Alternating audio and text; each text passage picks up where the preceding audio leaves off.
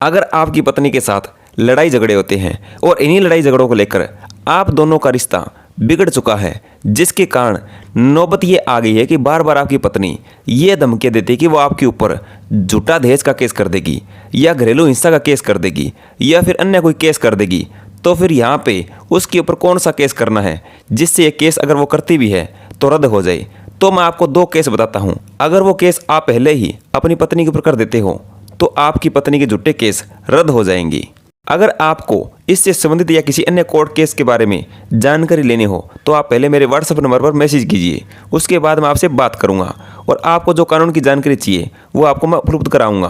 Video को देखने से पहले आप हमारे YouTube चैनल को सब्सक्राइब जरूर कर दें और जो साइड में आपको बेल आइकॉन दिखाई दे रहा है उसको भी प्रेस कर दें ताकि आपको हमारी न्यू वीडियोज़ मिलती रहें।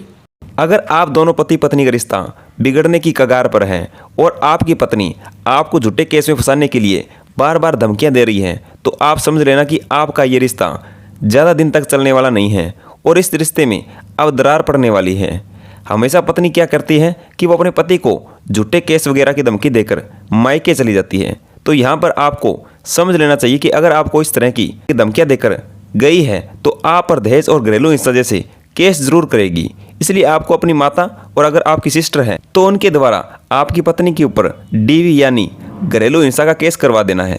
इस प्रकार से पहला केस तो ये करवा देना है और दूसरा केस आपको स्त्री धन का करवा देना है, वो है 406 का केस, ये भी आप साथ में करवा दें। इस प्रकार से अगर आप ये दोनों उसके ऊपर केस कर देते हैं तो इसका फ़ायदा आपको ज़रूर मिलेगा। लेकिन आपको ये ध्यान रखना है कि आपको ऐसा लगना चाहिए कि आपकी पत्नी आपको झूठे केस में फंसा सकती है, तभी ऐसा करना है। इस प्रकार से अगर आप अपनी पत्नी से पहले उसके ऊपर यह केस कर देते हैं तो शायद आपका मामला पुलिस में ही ख़त्म हो जाए, नहीं तो आपको कोर्ट में भी आपको इसका फ़ायदा मिलेगा।